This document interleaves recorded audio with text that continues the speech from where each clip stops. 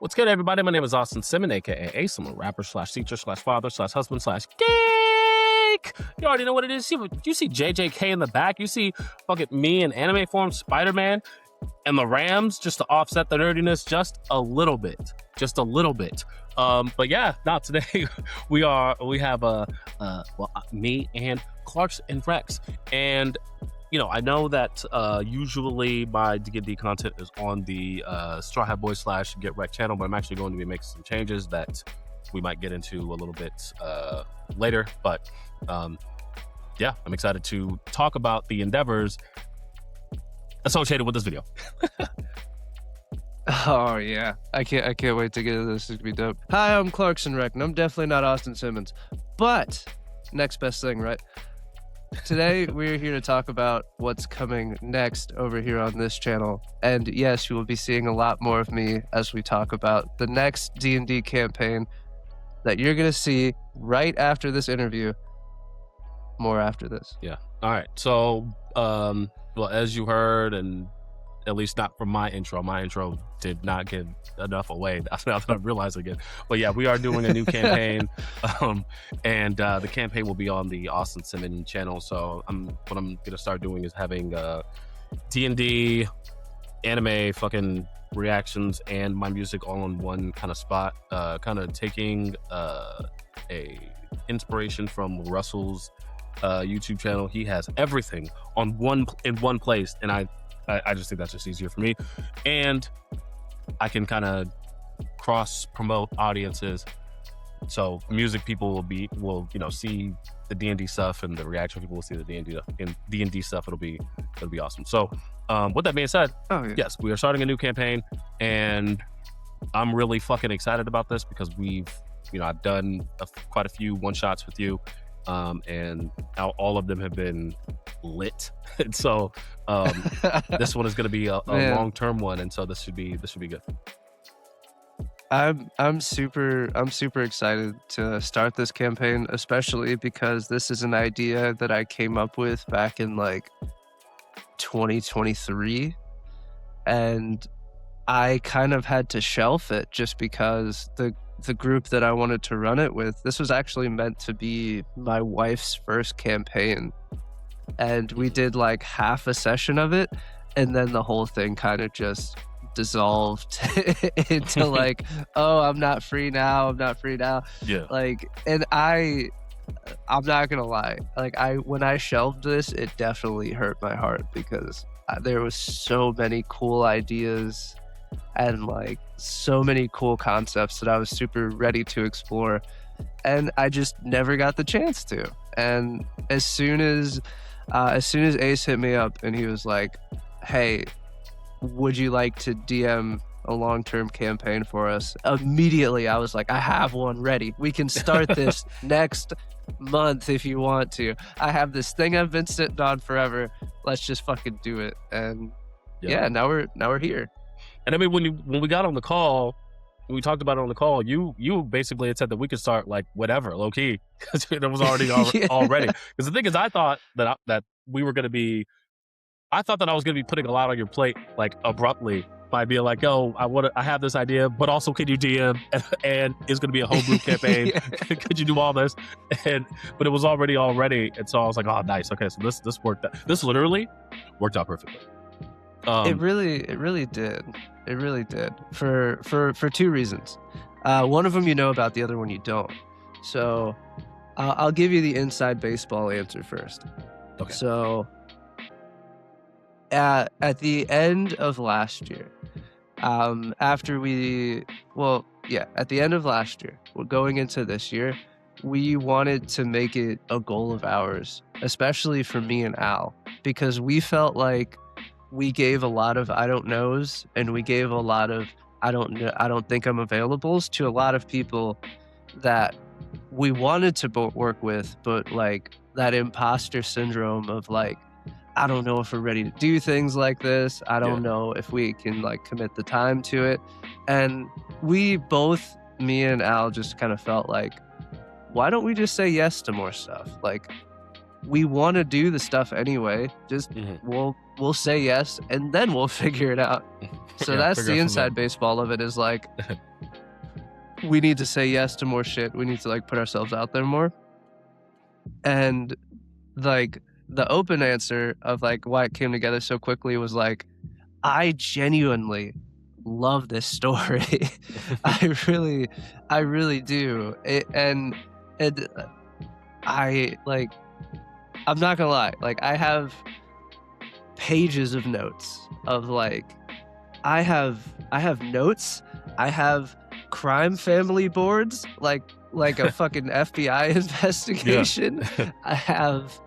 I have names, races of key characters. I have locations, points of interest, and like I've made all of these things in like a week because I was in such like a flow state. Yeah. And like I legitimately felt like at one point I was seeing it.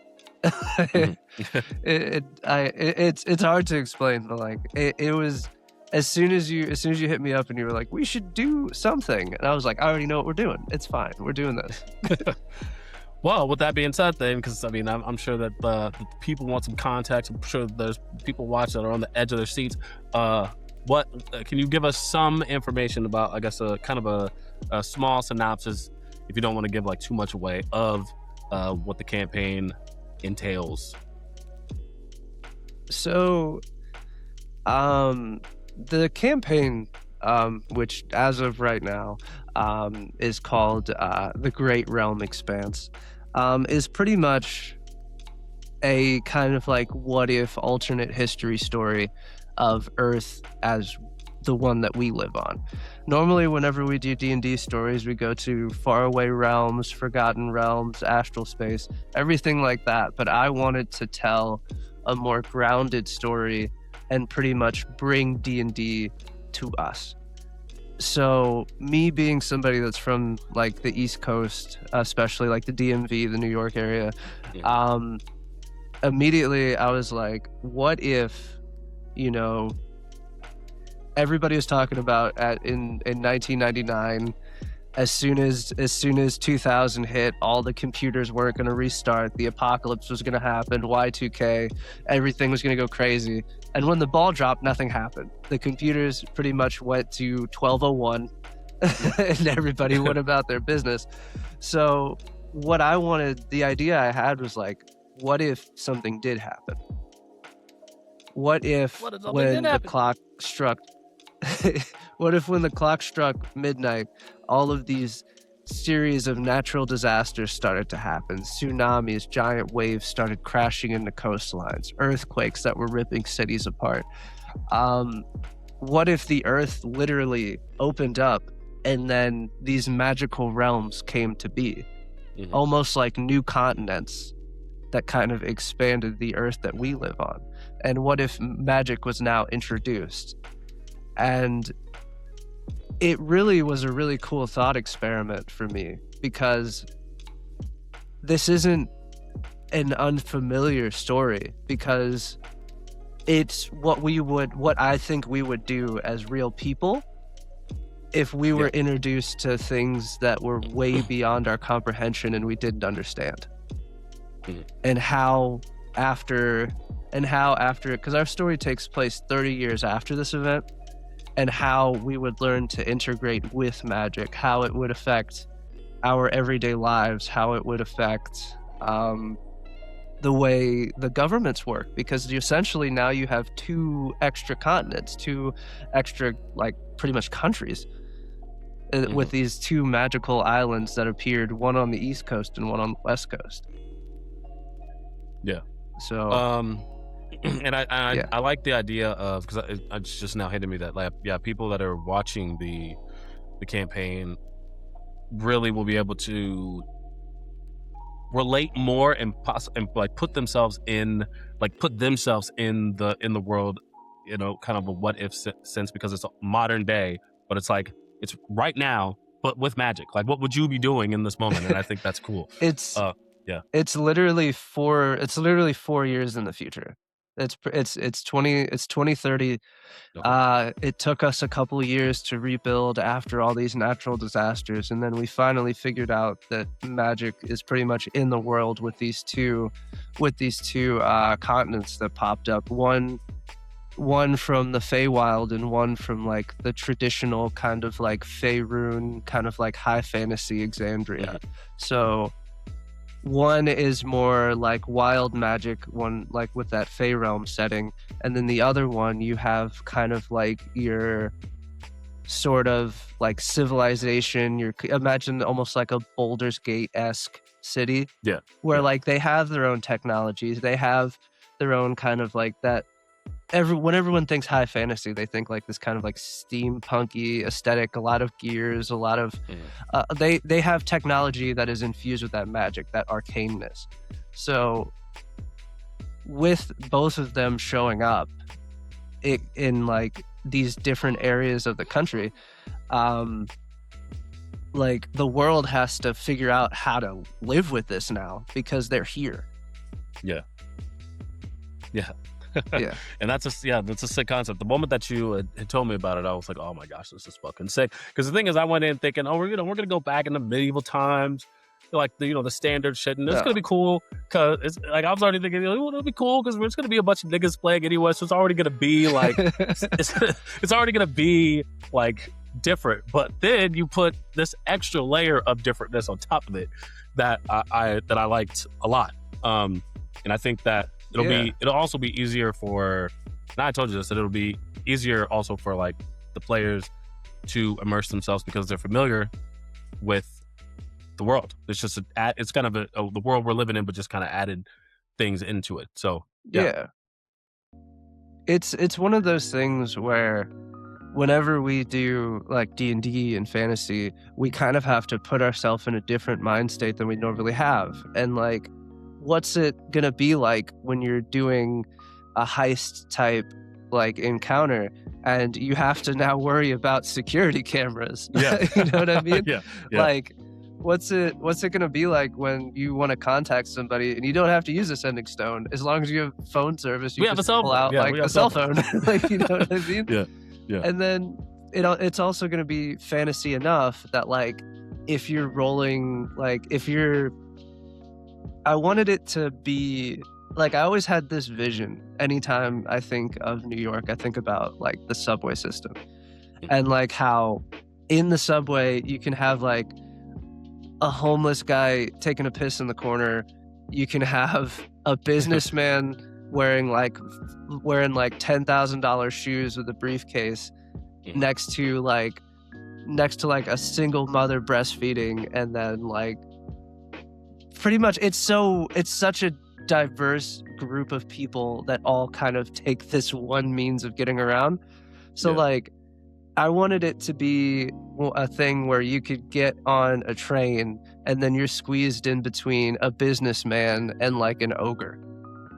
Or like you could be squeezed in between like an Aasimar and a fucking orc, and it just kind of makes sense canonically. And the orc is in like a fucking a Nike tech suit, you know what I'm saying? Like he's cozy as shit. Yeah. A dripped out ogre.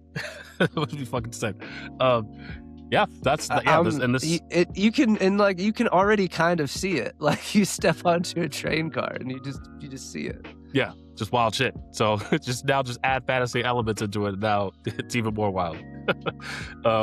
So with that being said, I guess for the people, at least on my channel, on my channel, can you tell us about yourself? And maybe this is, this again, I'm a new interviewer, so I probably should have asked this first before getting into the campaign. You're doing excellent. You're doing excellent. Can you tell the people about yourself, and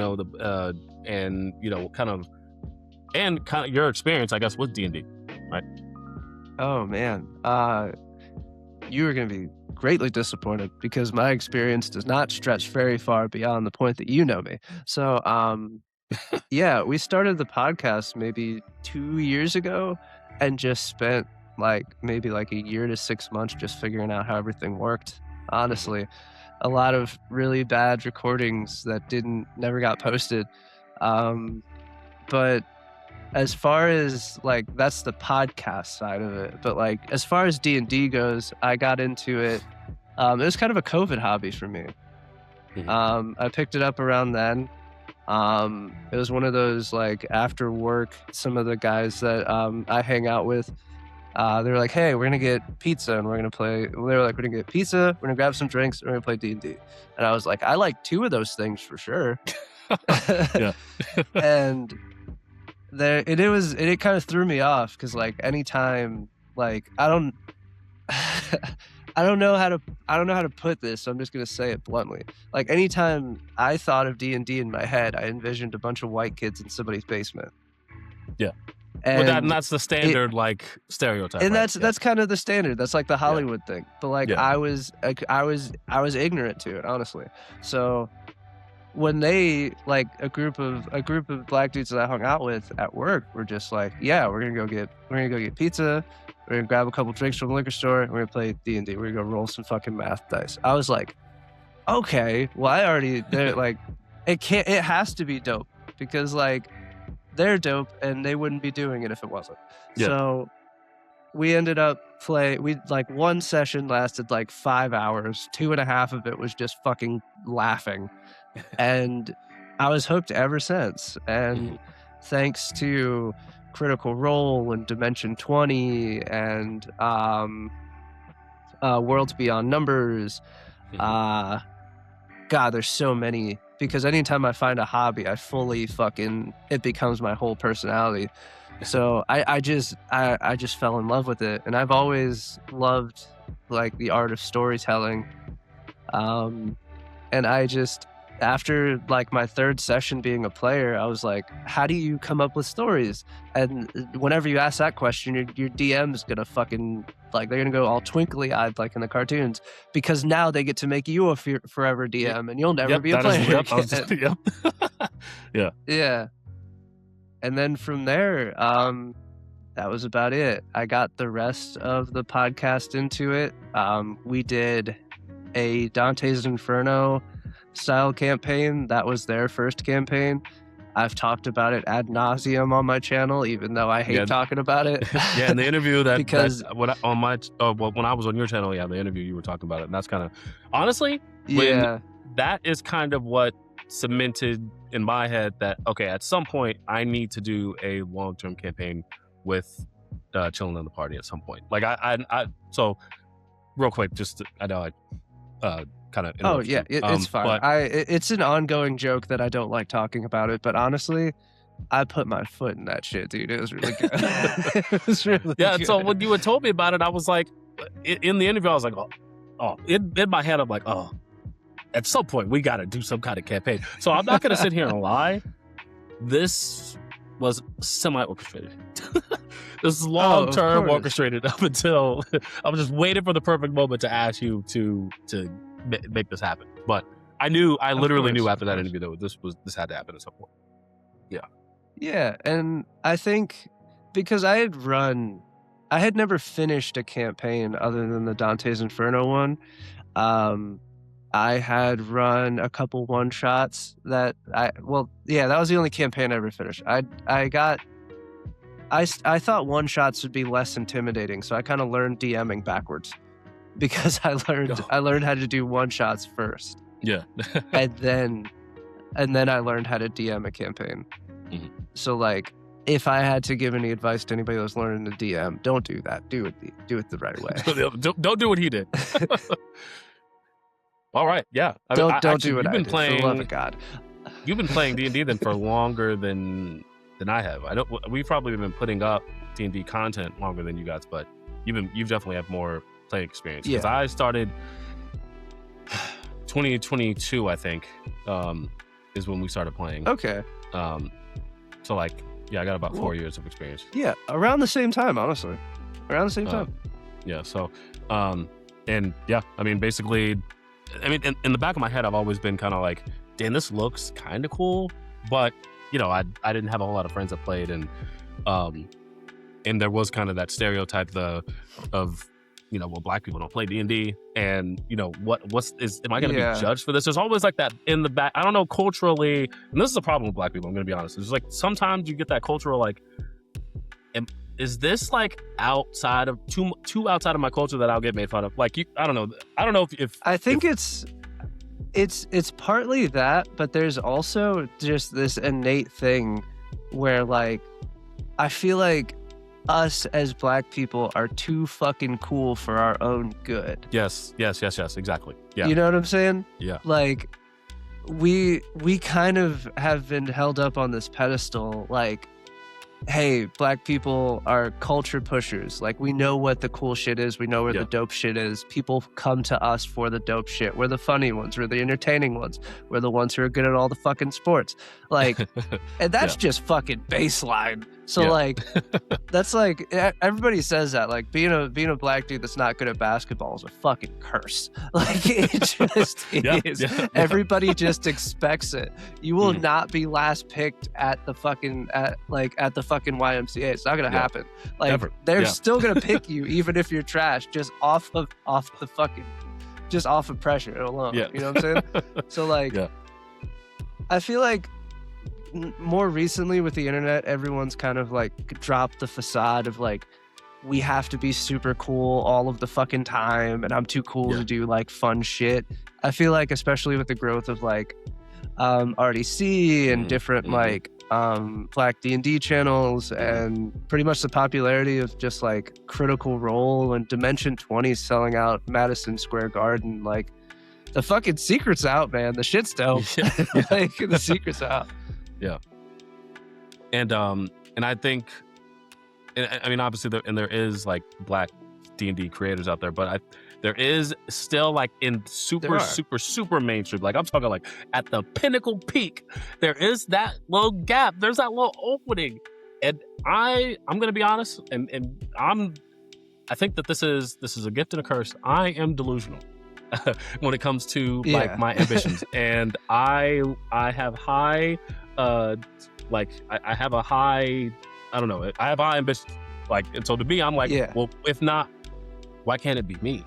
Right? Why can't it be us? Of course. That's in that premise. And I think that from in telling the audience now, like, you have the synopsis, but like, I feel like this premise of the story is good enough. It's awesome enough to where I think it can do some things. That's really the goal. Like, yes, this is something I came up with before, but like, I feel like I've gotten better as a DM of telling the story. And I feel like there's certain things that I've picked up from DMs that I really enjoy watching, especially like Abria Ironguard and Brennan Lee Mulligan, especially. They have this gift of creating these characters in these places that you want to visit, and these characters that you want to know. And they're also really good at not thinking that the audience isn't dumb enough to follow the story without telling them. And a lot of DMs have this thing where they have all of this beautiful exposition and all of these notes that they wrote, and they overexpose and they overshare and they overgive. And on the light side, you can kind of appreciate it because you're just like, oh, that's really cool. But like, believe that your audience is smart enough to follow you on the journey. And I feel like the payoff will be better. Yeah. And I've seen it time and time again, where you pull back on that information and you give it in smaller hints and you let the players find it, and they feel better for it because they worked for it, and the audience feels better for it because they're already running the numbers in their head anyway. They're already trying to guess what's going to happen next. So like, let them go on the investigation with the players. And like, let them be in on that experience.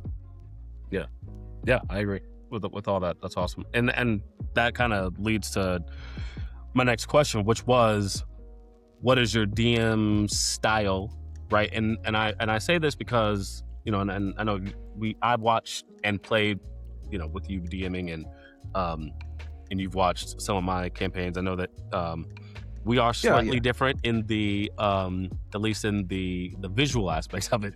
But then also, of course. But then also, I do think, not that you guys don't do combat, but we are super combat oriented. And to the point where I've always thought that we probably should dial it back a little bit. And so can you kind of I guess explain your kind of talk about your DM style and how you are going to incorporate three of us? Yeah. Four combat junkies into this world. I like to think I classify myself as more of a narrative first DM. You have your heavy combat DMs, you have your rules first DMs. I classify myself as a narrative first DM because I'm willing to bend a rule here and there for some cool shit. I'm willing to work with my players to kind of enhance the storytelling, even though it might not be rules as written. I also I'm willing to make sacrifices in order to get a really good narrative that some people are not willing to do. Like, I'm willing to have as much combat or as little combat that is necessary to get us where we should be narratively. Yeah. But on the other side of that, with my combat, it's also very theatric. Like, if you've seen any of my campaigns, I can't just say like, +1 revolver, I'm shooting character A. I'm like, all right, he leans back, reaches for the revolver on his hip, gives some fucking dope ass exposition. Midway through exposition, bam, I already rolled the shit, I already know it's gonna hit, but you just don't know that yet. So like, I want that cool combat, and I feel like if I do that, it imparts you to do that, and then that's where that line bending comes in a little bit, and that's why I'm not a map DM. So like, I see, yeah. Sometimes 45 feet could be 35 feet if the idea is really fucking cool. That's fair. Yeah. But that's kind of my style. Yeah, and I like that it is narrative driven only, and I say this because at least for me, I like combat, but I like it when it means something, obviously. Yeah. And at least for me as a martial main, I literally can't play a full caster. I'm incapable of playing full caster. I just can't do it. Oh man. And so because of that though, playing a fighter, or I don't end up playing a paladin, it could easily just be, I roll and I hit, or I miss and that's it. But I don't know. I'm personally too creative for that, so I have to do exactly what you're saying, like describe what I did in the attack. One of my most crazy DM or D&D memories is when I killed the Fathomless, and just the way that it happened with the 2 action surges in a row, it was fucking awesome. And like that was like collaboratively, we were both kind of, it just felt like we were both like telling a story kind of collaboratively and going back and forth with it, and it was awesome. So yeah, I'm looking forward to how we bounce off each other when it comes to narrating. I like that it's almost an expectation that that it's not just rolling dice, hit or not miss. It's we are telling a story as a team, and I'm excited for it. That's the goal. That's always been the goal when it came to how I run my games, just because the nature of combat itself, it can really be kind of boring if you let it be. Yeah. That was something that I feel like I had to learn how to do. Like I was watching I think it's Adventuring Party is the one that Brendan Lee Mulligan does, where he invites different DMs on and talks about stuff. And he did one with Matt Mercer, and he was pretty much saying, how do we make combat more interesting? And because I remember I just Googled, I was like ways to make D&D combat more interesting. Just because as a new DM, I felt like I was taking too long to find the rules. I was taking too long to decide, oh, well, it's 15 feet, but there's like a diagonal angle of 5 feet. And and pretty much like sometimes you just, especially when it's theater of the mind, man. Do some guesstimating. You always guesstimate on the side of your players, never on the side of the enemies. That's just blanket statement. Sometimes it doesn't feel like that for you guys because like I got a hot hand. I do. I'm very nice to my dice. My dice are very nice to me.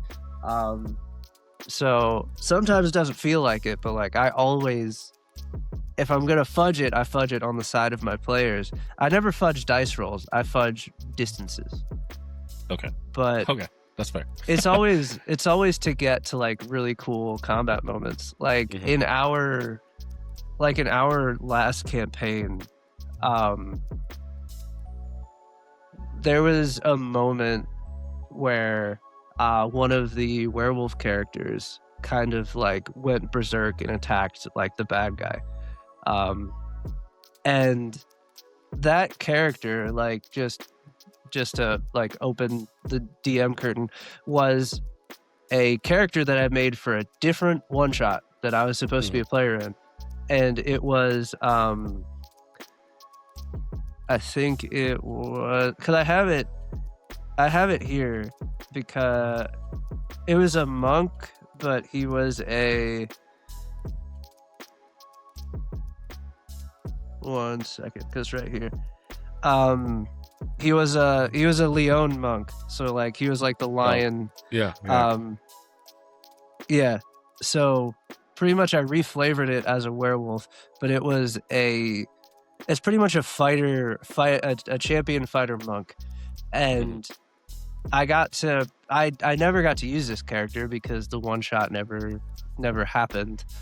Because every time I'm supposed to be a player, it's fucking cursed. But I always wanted to do this kind of like 5-hit combo where it turns into an action surge and then it just goes into like this long drawn out combo. And in my head, I wanted it to be kind of like that famous clip of Mighty Mouse from the UFC when like he fucking pops him in the ear, hits him with the 1-2, fucking fakes a takedown and knees him in the face, and then just goes straight into ground and pound. And just immediately I was like, all right, he goes in there, like, because you could do the thing, like you can just go, oh yeah, it's a monk, I'm gonna stunning strike and then I'm gonna start rolling hits. That's a hit, +5, +6, and like that's kind of boring. It's way better if you're just like, he goes up to him, fucking curled fist, bops him both sides of the temple, he's stunned, grabs him by the head, knee to the face, elbow across the face, cuts the eyebrow, he's still stunned, we're just gonna start working the body, then hook straight across the face. Like that's the stuff you want. That's the sauce. And that's literally like the power fantasy that we're supposed to be going for anyway. So, and I think actually like monks are probably, in my last Finnish campaign, I did a monk fighter multi-class, and so I was able to do the action surge, flurry of blows. It's amazing. It's so much fun. But I loved describing the attacks because monks, that's like the most like cool ways of fighting is monks, obviously, because as anime fans, you already know what it is. And so I or even just like a kung fu movie fan, like you get to live out fucking Ip Man, you get to live out fucking Bruce Lee movies. Yeah. Like the fucking, like when they're doing it with the like the little kung fu like wooden paddles, like like it's just dope. Yeah.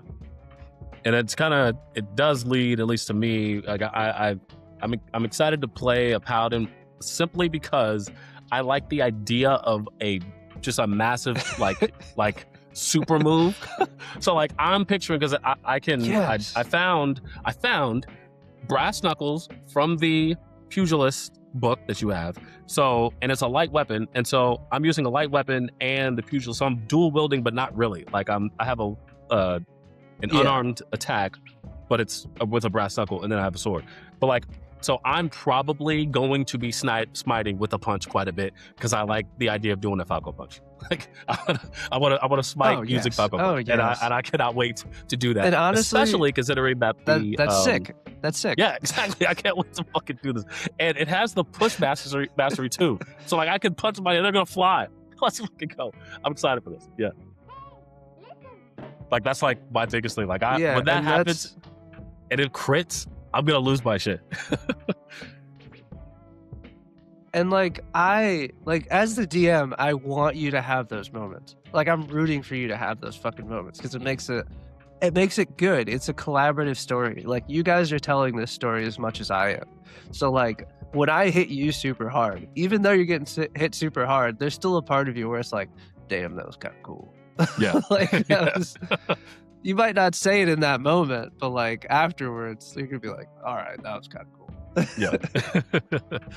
Yeah, I agree. And I mean, you don't want like, it's cooler later on, like when you're rethinking about like encounters and episodes, like if the fight was hard or if it was a challenge other than just like when you dog walk the opponents. I mean, something like dog walking the opponents is cool, but the big epic ones are where like those are the memorable ones, obviously, right?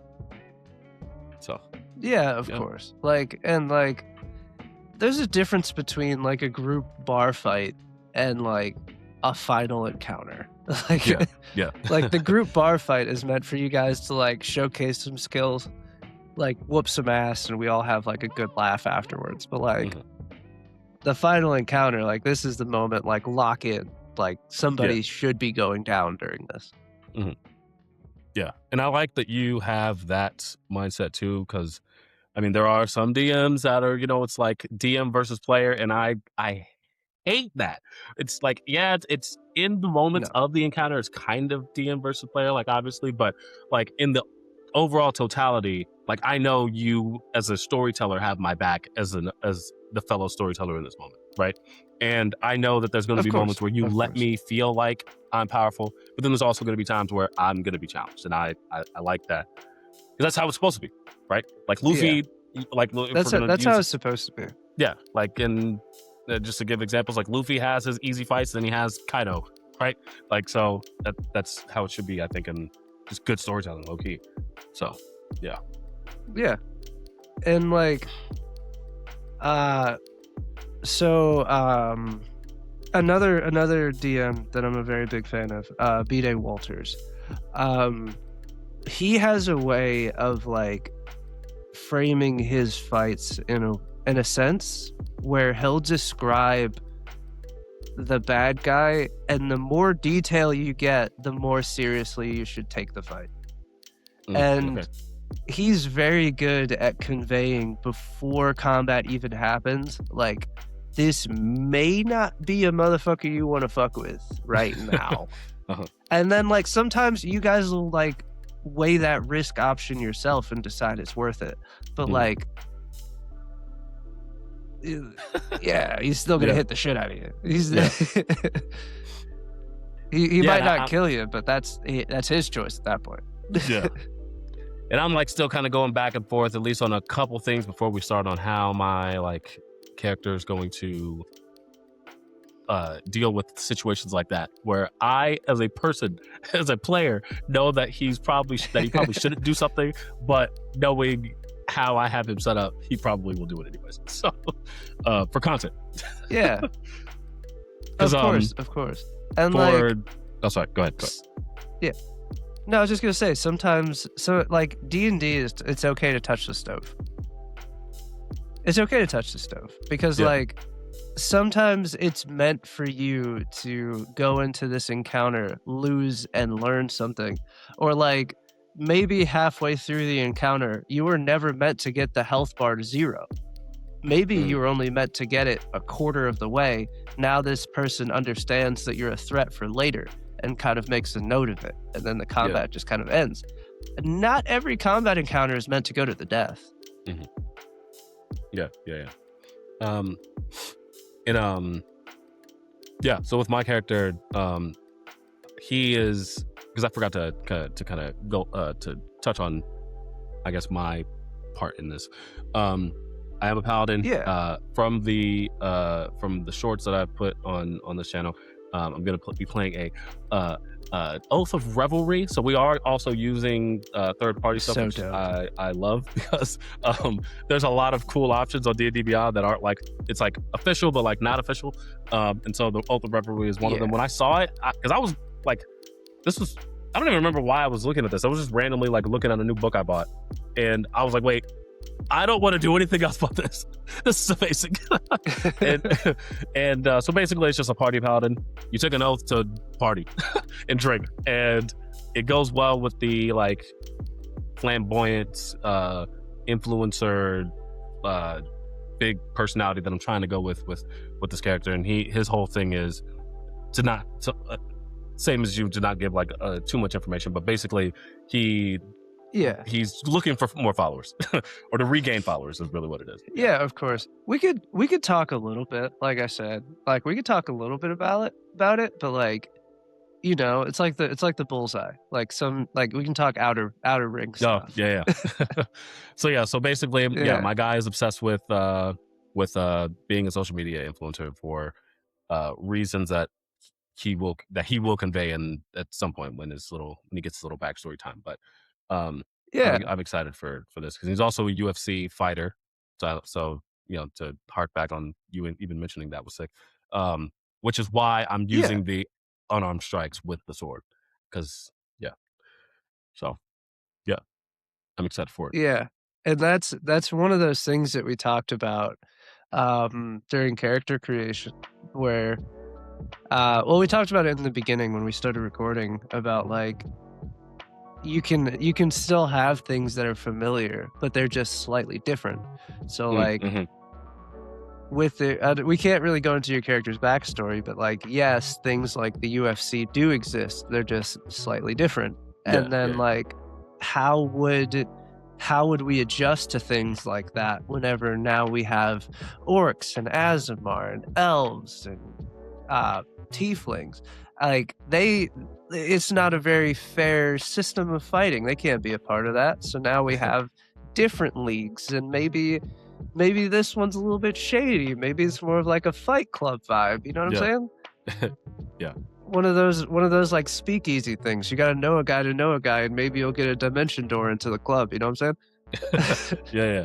And my guy's all up in the mix and all that. And these are gonna be sick. I'm interested also in seeing, like, because I thought about this too. Like, okay, well, because we established that he's still in the league that he's in. If we're gonna be able to like do a fight, like that'd be fucking sick.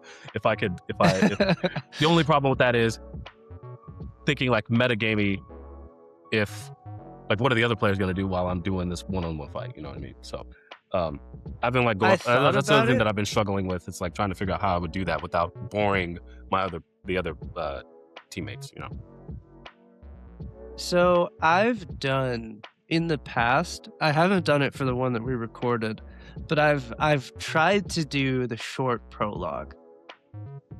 And I'm willing to try it if you guys are, where it's kind of like a short prologue. There's no dice involved because everything's kind of already been decided. It's more of like a short role play. And it kind of gives a little bit more insight into your backstory. So like for you, it would be that moment that everything changed for you. We can't talk about how it changed, but we both know how it did. Yeah. But like it would be kind of describing that moment, and then we do like a little time skip of like how your character ended up where they are now. Oh, I see. And then it's almost like in like old, like in fucking Tarantino movies where they're all in the same bar somehow, but and then the whole movie is about how they got there. Except for it'd be shorter. It'd be a lot shorter. Yeah. And I guess that makes sense too, because I mean, when you have their episode ones, they do have the long, like episode ones are always kind of, the intros are at least pretty long because you have to introduce the character in some way. So this could be the way that we do that. Kind of how did we get to exactly where we are right now? I've thought about it a lot, just as people, especially because I'm taking a different approach with how I'm doing my session zeros. We're kind of doing individual character backstory session zeros. So like, as I'm getting more information about your characters, I'm changing things in the world or adjusting them so they better fit your character. So now it kind of, your characters may be tied to a location or a faction now, so they make more sense. So like, it all works. It's just how you guys will run it. Yeah, that's sick. There was something else I was gonna say, and Oh, I forgot yeah. what it was. We could talk about factions. I can give that one away for free. Oh, all right, yeah. Let's talk about factions. Wait, real quick, I do remember what I was gonna say. I do also with the way that you're running the session zeros. This is an interesting change, and it actually is a little bit more realistic because I don't know anything other than the classes of my other teammates. Like I don't know anything about like the barbarian that's in our group or the artificer. I know a little more about the artificer than anything else because our backstories are kind of connected, barely. But I don't know really anything about anybody else, and that's more realistic because my guy literally doesn't know these people. So that I like how this is going to play out when we actually all meet. Yeah. But anyways, factions. Because like maybe you won't trust each other. Maybe you won't trust each other right away, or maybe it'll be a situation where you guys are banded together because of this event that happened. But like you guys are strangers. Like not every campaign or not every party is like, oh, we've been adventuring on the road for together. You remember the heist of 08 of the Boulder's Gate Bank, or like the yawning portal run. Like not everybody's an Ocean's 11 team. And it kind of takes, that type of planning takes a long time because, okay, like if I mention something that somebody like either forgot or just off the fly, I have to know that in order to make it make sense. This just works better because I can just go in. I don't know this guy. I just know he's a barbarian. I don't know this guy. I just know that he's a fucking guy. So in the first campaign I was a part of, we kind of did something like that where like, it was kind of like an Ocean's 11 type thing. And like the goal was like to rob this magical bank. And we kept like, it was an inside joke for us, but like it was only us. So like we would, during the session, we'd be like, oh, you remember the yawning portal of fucking 1766 or some shit? Or like fucking, oh, you remember that? You remember the dragon job? I remember the dragon job. We have no idea what the fuck we're talking about. Yeah. There was a whole lot of "you son of a bitch, I'm in," like the entire fucking time. Just the yes and right. That's the improv. Yeah. But yeah, going to the factions. So one thing about me, I love a good old fashioned gangster story. I do. And this is partly a gangster story in a way because crime is gonna exist. It just is. So like there's always gonna be, when it comes to like factions, there's always good ones, there's bad ones, and then you have your morally grays. So I'm not gonna get into which faction is which, but like I did make a whole kind of mobster family tree. There's like an Italian style mobster family tree. They're called the Matelli family. There's kind of like a gang that's up on like the equivalency of like the Bronx in the city, called the West Side Guns. Yes, it is what you think it is. Griselda, baby. Where kind of it is. That's actually like the name of the apartments is like Griselda. So, sick. Yeah. And then like just I did name like the top members of the gang after different rappers. So Yeah. it's Sick a as thing. fuck. But so when I was coming up with this world, I was like, I feel like the magical world would get involved with organized crime. It just makes sense. Yeah. So like, of course, like in it, like kind of like in my head, like the disenfranchised would normally find the disenfranchised. Like you're kind of lower on the social scale, different like creatures and like beings like orcs and kind of like dark elves and even some lower level like tieflings and demons and stuff like that, where maybe you were lower on the social circles would kind of align themselves with kind of like the disenfranchised, like the street level gangs.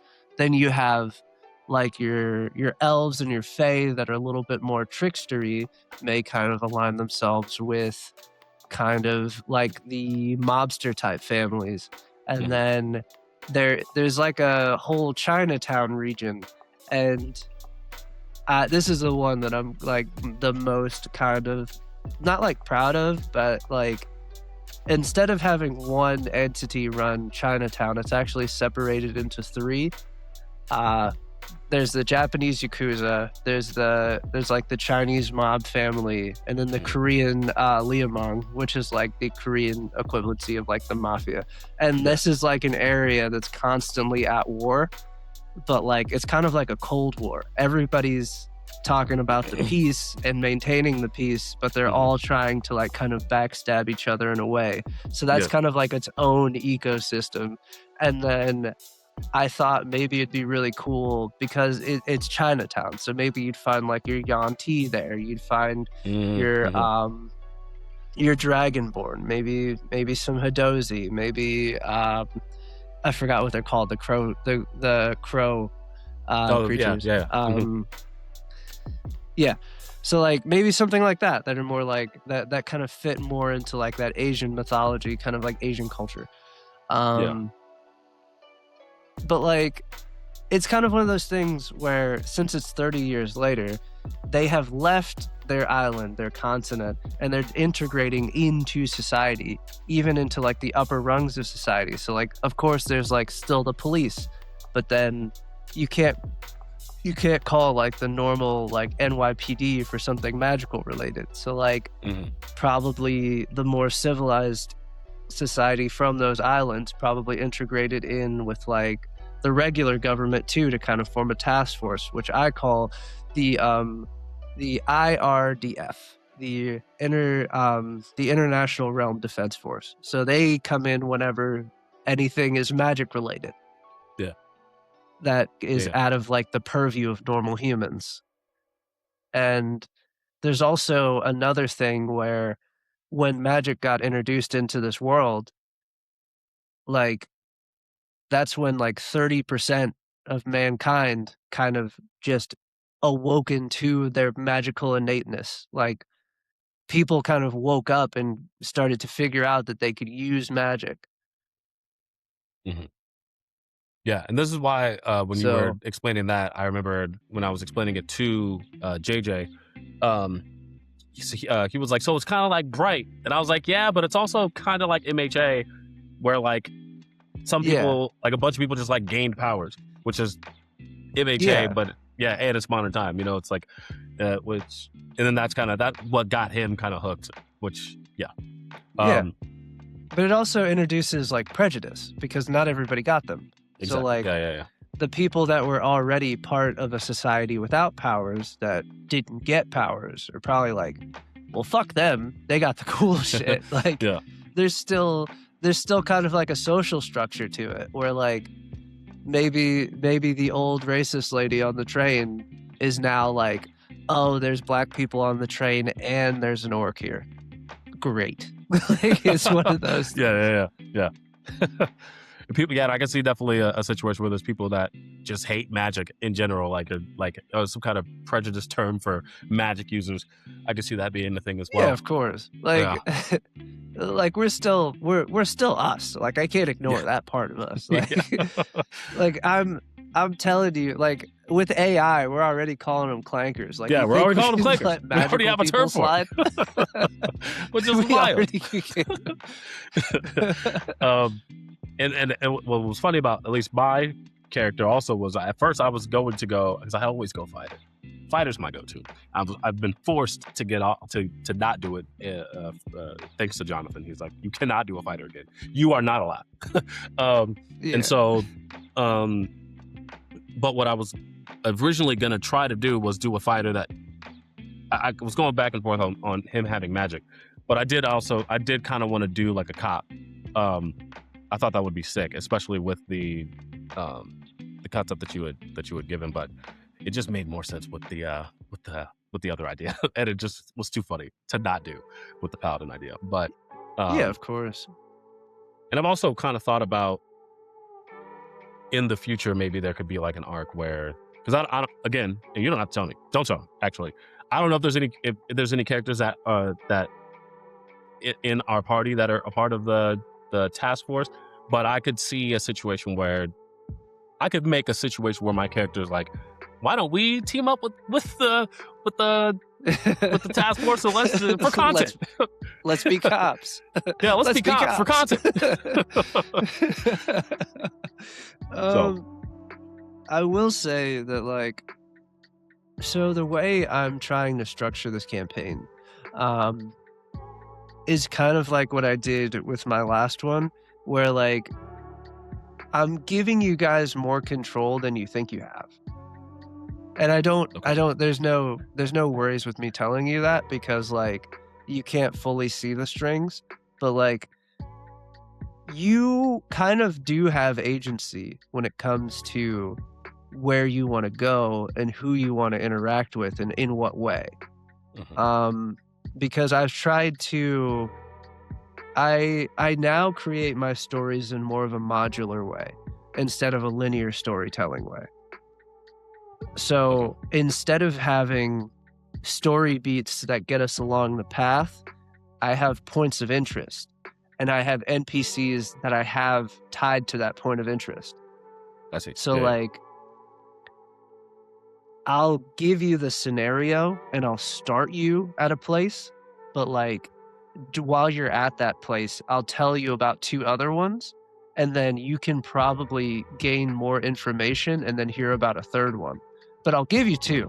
But honestly, if you roll super hot, you could probably get a 3rd or a 4th. And then it may feel like I'm pushing you towards one, but like you could just take a left and go, oh, I heard about this thing, I want to go here. And that's not normally, that would cause like a DM to have a mini panic attack, like, oh shit, they weren't supposed to go there yet. Yeah. But because of the nature of how this it's not a new idea to me, to anybody. It's more of a City of Mist approach to storytelling. They call it the iceberg, where it's almost more of like an investigative type storytelling. And I think it's yielded definitely a lot better storytelling because you guys have more freedom than you think you do. And I have these really cool places, these points of interest with these NPCs, and I can plan everything in one go, and you guys just exist in it. You know what I mean? Yeah. And it does help. I will give the not maps some props here. It does help to not have maps, because if I go somewhere that you maybe didn't plan, well, I mean, you have a lot of this already planned, obviously, but maybe that you weren't expecting, it doesn't really matter because we don't have a map. Like, we don't need the map. You can just describe this new situation on the fly, which is fantastic, actually. And I've never played in a situation. Perception checks. And I've never played in a situation where it's like a sandbox. I was just saying, I've never played in a sandbox before. So like, I've always played in some kind of linear way to an extent. Even when I DM, like, it's like, yeah, you can do these things, but there is I'm telling you where you're gonna go, and you kind of have to go this certain, well, not have to, but yeah, you have to go the certain way. So this is gonna be interesting because there's just so many possibilities. Right? We can talk more about it offline, but It's a story structure that I learned when I was learning how to be a GM for City of Mist games, because it's the one that they recommend that you use. And I think that every new GM should learn it, just because it is such a cool idea, because it really takes a lot of pressure off of you, and it makes it so that your story beats could be met in different orders. So like Yeah. you still have all of the control, because you still are only giving them as many options as you want them to have, but you're just giving them more options to do the same thing that you already want to do. Mhm. So like, say you came up with 3 really dope ideas and you tied those to 3 really dope places, and you put an NPC in there to help them get that information, or you left clues in there for them to get that information. In order for them to get to the next tier of the iceberg, they still have to go to all 3. Yeah. To get the big picture in order to unlock the next piece. It's the equivalency of them having to go get like keys in a Legend of Zelda game. Like the door has 3 different keys. One looks like a fucking triangle, one's a square, one's a circle. Yeah. Like you still have to go get the 3 keys, but like you can get them in whatever order you'd like, and it slightly changes the story depending. Okay. Yeah. Yeah. Sick. Let me see if actually that's literally every single question. Yeah. No, actually, yeah. This is every question. My questions were: describe the campaign. What is your DM style? Talk about yourself. What can people expect from this? And what's your your experience in D&D. Yeah. So yeah, we kind of touched on everything. I don't know if you had any questions for me or any statements. I think I'm really excited for this. I think this is going to be really dope. I'm really looking forward to it. I think that this is going to be a very different campaign than what you're used to, and I think that this is going to be a good thing. I would ask for a little bit of grace from your audience, because I know that your audience is used to a very combat forward. Give me an episode or 2. Exposition is good. Exposition is important. I promise you will get combat. I promise. But like you just might not get it at the clip that you're used to. But yeah, I'm excited. I'm excited. Thanks again for the opportunity to do this. And thank you for accepting. This is I know it was semi last minute, low key. We talked about this like a few weeks ago, and now it's kind of all coming together. So I think this is gonna be dope. And I also, another big thing with me is, yes, the content. I already know that you know what you're doing when it comes to the actual like DMing the actual campaign, but also the fact that you're a maniac just like me when it comes to like wanting to build a presence online, like actually wanted to be successful with this.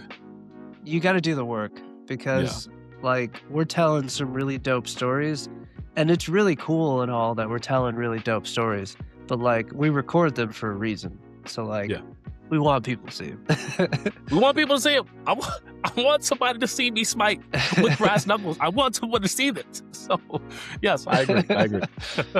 And so you'll be seeing quite a few clips from this, just hyping it up weekly, and and I'm looking forward to kind of combining audiences for something great.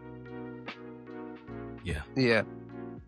Tell a friend to tell a friend. All right. I think the season premiere is a great chance for, like, anytime there's a new campaign, it's always a really good jumping in point, because like you haven't missed anything. You are fully caught up. You're even caught up with the players. They don't even know what's going on. So like, I don't know what's going on. So yeah, grab some snacks. Join the live chat. It's gonna be dope. Oh, last big thing. We didn't even I alluded to it kind of, but not really. Yes, the party is is mostly black. we got Yeah. we got one token, but it's mostly black. And I think that because there's I'm just saying, whatever. There's like, I'm not going to be code switching, right, while I'm playing. And so it's just that, like, natural black people being black, play D&D, and I think it'll be different for people who are regular D&D watchers, and I think it'll be a pleasant difference, a pleasant, nice little deviation from what is the norm. Yeah. Plus, Chance is my guy. Me and Chance go way back. Chance